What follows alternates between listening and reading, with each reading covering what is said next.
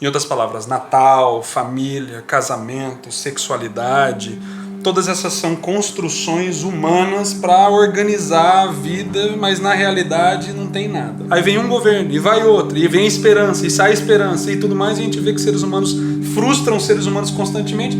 Antes você tinha falado assim que o niilismo ele tem algum fundamento nos evangelhos. Se eu leio os evangelhos, vou entender que sim, Nietzsche está certo em falar onde o reino começa, a vida termina.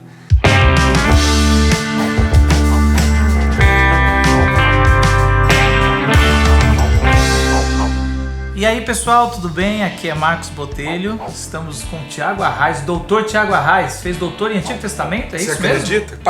Paguei um cara para fazer e deu tudo certo. E veio visitar de novo o Brasil, segunda vez no Brasil agora. Tô vindo direto só pra esse programa. Só pra esse programa. Com a mesma roupa, inclusive. Não, a gente só veste preto, a gente sabe claro, que é outra roupa. É outra roupa. Isso aí tem que mas cair é igual. O programa de hoje, niilismo e esperança, tentando encurtar a distância, se é que dá pra encurtar essa distância. E a minha primeira pergunta, eu sei que você não, assim, supetão, o que é pra você niilismo? Niilismo, quando eu era mais novo, eu aprendi, né, que era uma doutrina do diabo.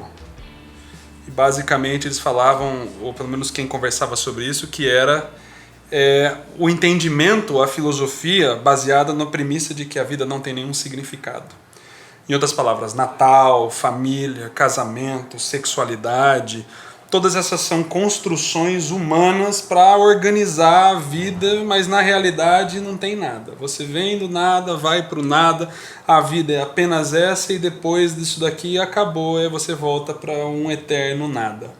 Então logo, com isso em mente, vamos viver, né? Vamos correr, vamos nos amar, vamos fazer... Ou não, né? Ou não, ou vamos nos matar, que é a coisa mais lógica, né? Para que esperar até o final sofrendo e se alegrando? Eu me mato agora e tá tudo certo.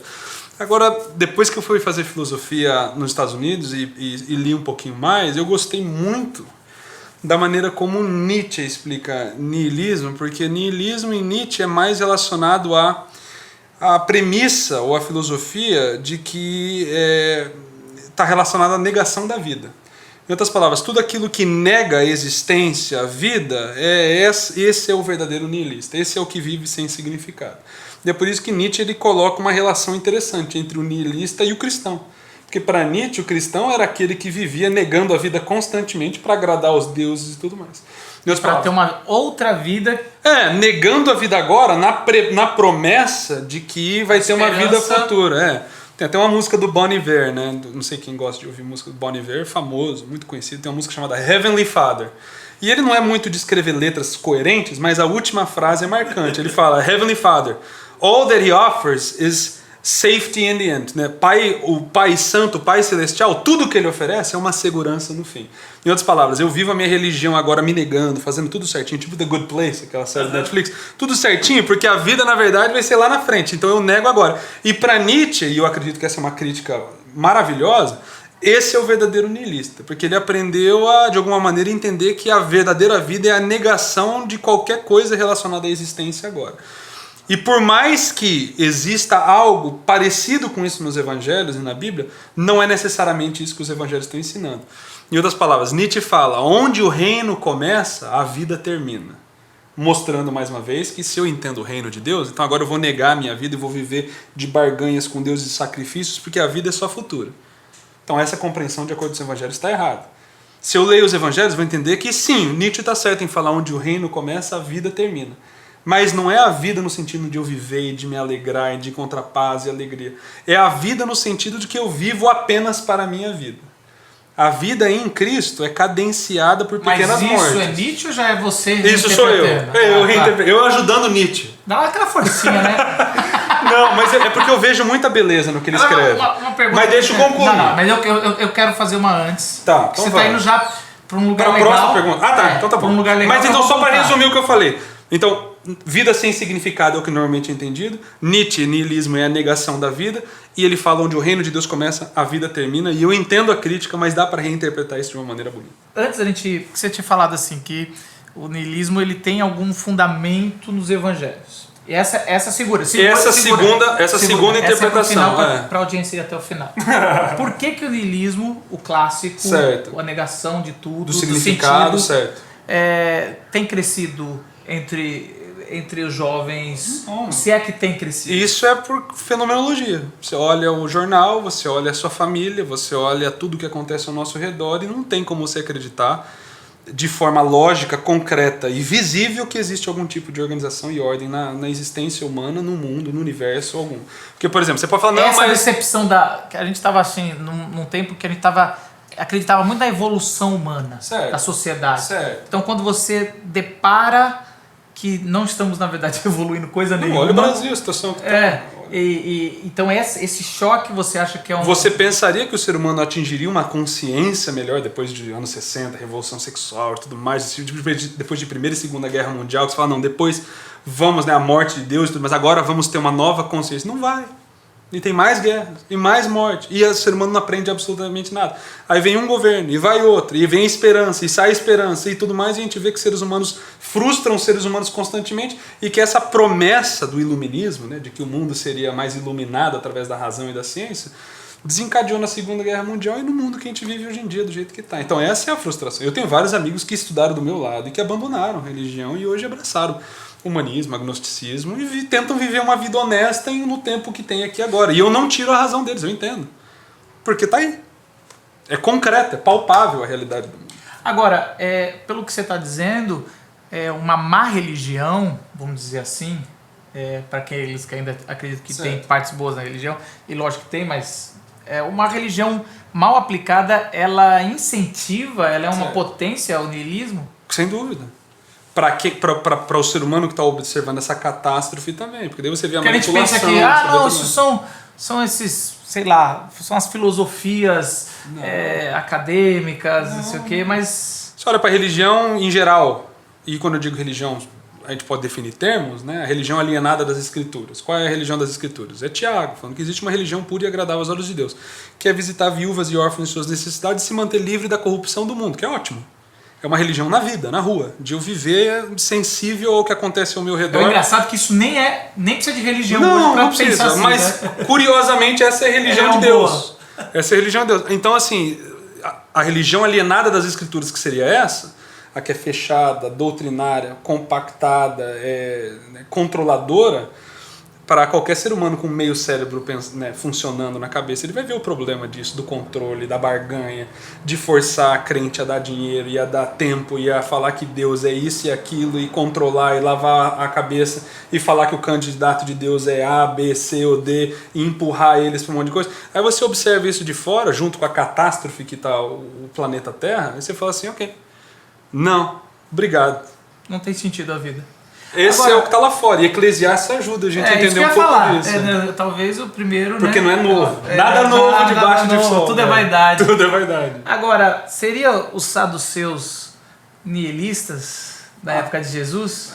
Talvez. E por que Jesus não bateu tão forte neles? Viveu como se fosse curioso. Curioso, ele tinha mais interesse na galera que estava amarrando peso na galera. Deixa aqueles lá no cantinho. Eles acreditam no céu, no vida, futuro. Vai ficar São materialistas, eram os ricos da época. Certo. E Jesus tá mais tranquilo com relação a isso. Não que ele concorda com tudo, mas ele acho que... Eu gosto sempre de observar os evangelhos da seguinte maneira: quais eram as prioridades de Jesus, tanto em palavras como em associações, quem que ele falava contra, quem que ele falava a favor, quem era rodeado nele. E essas ênfases deveriam ser uma direção grande para a igreja e para a religião hoje.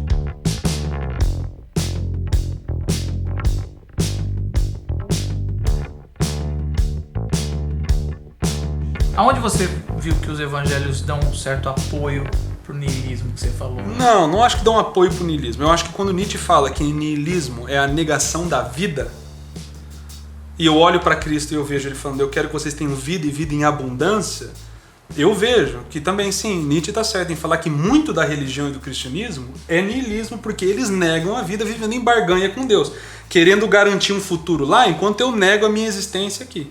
Então eu não preciso cuidar do meio ambiente, eu não preciso cuidar de nada ao meu redor, porque eu estou aguardando a volta de Jesus. Tudo vai ser destruído. Tudo vai ser destruído, que se dane. Em outras palavras, a crítica é pertinente. Então existe um apoio a isso dentro das Escrituras. Em outras palavras, sim, essa galera que nega a vida e tudo que floresce para a vida, esses estão em contradição com o divino. E é isso que, obviamente, Nietzsche, que, por causa do contexto histórico e tudo mais, não tinha o Marcos Botelho na época para explicar certas coisas para ele e tudo mais. Mas o ponto é que, sim, existe essa dimensão de que, sim, a gente não pode negar a vida. Agora, que vida é essa? Essa é a grande questão. Então, quando Nietzsche escreve que onde o reino começa, a vida termina, ele está falando dessa vida de agora eu vou me sacrificar, a minha vida acabou. Só que eu acredito que tem uma outra maneira de ler isso. Onde o reino começa, um tipo de vida termina. E que tipo de vida é esse? A vida voltada para mim mesmo. A vida que ganha, que visa os meus próprios benefícios, meus próprios interesses. E é a vida agora em Cristo, agora essa que eu vivo em abundância, que é pautada por pequenas mortes. Que eu escrevi uma música chamada Semente, que vai falar quais são essas pequenas mortes. Deixa eu abrir mão do meu lucro pensando no outro. Saiu já? Já, tá no álbum Como Então Viveremos, no último agora. Então, quando eu abro mão do meu pão, que é o verdadeiro jejum, para que o outro tenha comida, quando eu ofereço o abraço e perdão antes do ofensor pedir, a vida em Cristo é cadenciada por pequenas mortes. Então, sim, onde o reino de Deus começa, a vida termina. Mas termina um tipo de vida e começa outra. É interessante o que você falou, porque tem muito a ver com o nosso último papo que a gente teve aqui no Encurta. Porque se os líderes religiosos proíbem os jovens de lerem Nietzsche, talvez eles não vão saber nem combater um pensamento... Não é nem combater, a questão é de se familiarizar, de saber que nem todo mundo é o diabo, nem todo mundo está falando, eu vou agora destruir Deus. Não, é gente... lê Spinoza.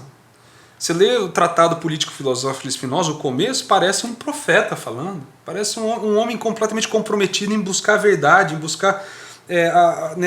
o que de fato é, e assim como todos os outros filósofos, Kierkegaard, todos estão em busca de algo concreto num meio religioso social completamente corrupto, completamente bagunçado.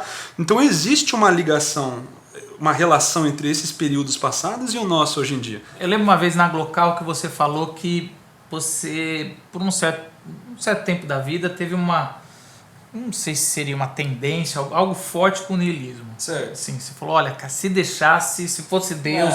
alguma coisa você falou, alguma coisa assim. O que foi que te trouxe para a esperança? Para a esperança do sentido, das coisas não são vazias, não. É uma boa, e é um pulo de fé. Eu acredito que é um pulo de fé. Quando eu estava estudando filosofia lá nos Estados Unidos... Agora já fomos para Kierkegaard. Eu não vou entrar em Kierkegaard, mas eu gosto dessa imagem do pulo para a fé, né? Não o pulo de fé, o pulo para a fé. Aquele do Indiana Jones. Isso, o pulo para a fé tá lá. Agora, quando eu estudei filosofia, quando você começa com Platão, que vocês gostam bastante, Aristóteles, é tudo tranquilo e bonito, tá tudo certo. Aí você vai descendo o caminho, aí você vem para Nietzsche, você vem para a galera Schopenhauer, aquela galera do... Aí você fala assim, ok, tem problema. Aí eu comecei acho que o meu emocional foi junto nessa ladeira abaixo, né? Até você chegar ao que hoje é entendido como a morte de Deus, você fala assim, cara, e se eu cresci dentro da igreja como você, filho de pastor como você, e nunca levanta certas perguntas, né? E naquele momento, anos atrás, eu parei e olhei assim dentro da minha salinha pequenininha na biblioteca, depois de ler, né, por muito tempo, né, anos. Eu falei, cara, e se não é nada disso do que a gente aprendeu desde pequeno? E fiquei mal, emocionalmente, existencialmente, foi um dos piores momentos da minha vida, porque eu tinha parado de estudar hebraico e grego para ficar só na filosofia por um tempo, e aquilo levou meu emocional até esse ponto. Aí eu avaliei objetivamente as possibilidades. E dentro das possibilidades narrativas, as melhores histórias para guiar a nossa vida, eu entendi que niilismo era uma ótima opção. Pelos mesmos motivos que eu delineei antes, de você ver o mundo lá fora, você ver a bagunça que é a existência, e você tem base para chegar a uma conclusão de que, cara, não tem lógica, não tem ordem nisso tudo, cadê Deus no meio de tudo isso, que são perguntas extremamente antigas. E teve colegas, como eu disse, que abandonaram a fé, e hoje eu entendo eles, na época eles eram criticados, olha, onde já se viu abandonar Deus, mas só quando você passa, e eu escrevi inclusive numa música chamada Outono, somente uma fé que se abalou e inabalável é. Depois desse período, você fala assim, quando você chega ali no fundo do poço é que você consegue enxergar claramente as opções. Eu vi niilismo como uma opção concreta e viável, aí eu vi Cristo. E eu vi que em Cristo a narrativa era melhor, era mais bonita, me fazia um ser humano melhor. Trazia esperança. Trazia esperança. Mas não uma esperança pronta, mas uma esperança que você constrói. Isso, não é uma esperança de que assim, agora eu vou negar a minha vida. Não, agora eu vou viver por essa fé de que se ele fez aquilo que ele fez lá atrás, e se é verdade que o Espírito agora habita em mim, então eu vou pagar para ver. Então isso foi um grande momento Salto da minha de vida. fé. É um salto para a fé, né? É um salto para a fé, e eu acredito que uma vez que você passa por esse vale, aí não tem mais volta atrás. Quando comecei a dar aula no NASP, uma aluna chegou para mim: você está falando de Nietzsche, está falando de tudo mais, que eu estava dando aula sobre essas coisas, você logo vai abandonar a fé. Chamei ela depois da aula, eu falei assim: minha amiga, eu expliquei toda a minha história e tal. Quando você passa por esse vale, não tem como voltar atrás, mas você já enxergou as opções e você já tomou aquela decisão existencial para a vida. E agora você constrói essa esperança com Cristo na caminhada, então eu não voltaria atrás. Mas eu escolhi os evangelhos e Cristo porque a narrativa não apelou para mim como verdade a princípio, mas apelou como beleza a princípio. Existe beleza nisso daqui. E daí na Bíblia beleza e verdade caminham juntas, e desde então eu sigo esse caminho, sem olhar para trás. Última pergunta. Como muitos que estão nos ouvindo têm amigos nihilistas, agnósticos e tudo mais, como é que a gente pode encurtar essa distância entre a nossa fé, a esperança do porvir, do Cristo, para os nossos amigos que a gente ama, certo, e que tem que estão esse pensamento sem ser bélico, sem ser autoritário, mas encurtar, que faz parte do que estamos conversando aqui. Na vida, na mesa, comendo e bebendo, e rindo, e se alegrando. Eu acredito que o cristão, aquele que está em Cristo, não tem nada para mostrar, não tem essa consciência, eu vou testemunhar. Não, eu vou viver, eu vou sentar, eu vou comer, eu vou me alegrar. E em qualquer brecha que tiver, que pelo menos é assim que eu tenho vivido até agora, sempre alguém vai falar: mas cara, me explica isso daqui, eu explico o que eles quiserem. Mas Cristo em mim, em você, vai trazer sabor para a vida, que é isso que a Bíblia fala, né? A gente é sal. E o sal serve para desaparecer, para trazer sabor na vida. É luz, para iluminar. A gente é o perfume de Cristo, para exalar um cheiro agradável para onde a gente quer que passe. Então não é necessariamente doutrina e você escrever uma lista de coisas que eles têm que acreditar ou entrar em algum conflito filosófico. Então hoje em dia, pelo menos tem muita gente ao meu redor que não acredita, é agnóstico e tudo mais, e eu nunca sentei e falei: olha, agora deixa eu te explicar a verdade. Não, de forma alguma. A gente vive. E com vários deles eu tive muitas conversas super agradáveis, não porque foram iniciadas por mim. E com o coração disposto a aprender também, porque não sabemos tudo. Me fala um pouco como é que... Conta um pouco o seu lado, como é que você enxerga a morte. Claro. Porque também é difícil, né? Todos nós temos a nossa dificuldade. Claro, todo mundo tem os seus dilemas, tem os seus medos, e a religião acho que vem para ajudar um pouco a organizar isso. Eu sei que por muito tempo aqui no Brasil e no mundo ocidental não está na moda falar de religião, mas eu acredito que essa alienação toda tecnológica, moderna, a gente está colhendo esses efeitos finais da modernidade dentro da nossa sociedade, vão levantar questões de novo profundamente religiosas na sociedade e vai deixar de ser clichê e bobeira isso daí, ou fanatismo, ou ignorância. Vai voltar, acho que, para o centro da discussão pública, eventualmente. Mas a gente está caminhando para lá ainda, vamos esperar. Enquanto não chega lá, a gente vai comendo e bebendo, se alegrando e caminhando junto com o povo. Comendo e bebendo. Pão e vinho. Obrigado, Thiago. Gostou do nosso bate-papo aqui? Então, eu peço para você assinar o canal, apertar o sininho, curtir, compartilhar com os amigos. E a gente se vê na próxima semana com o Encurta.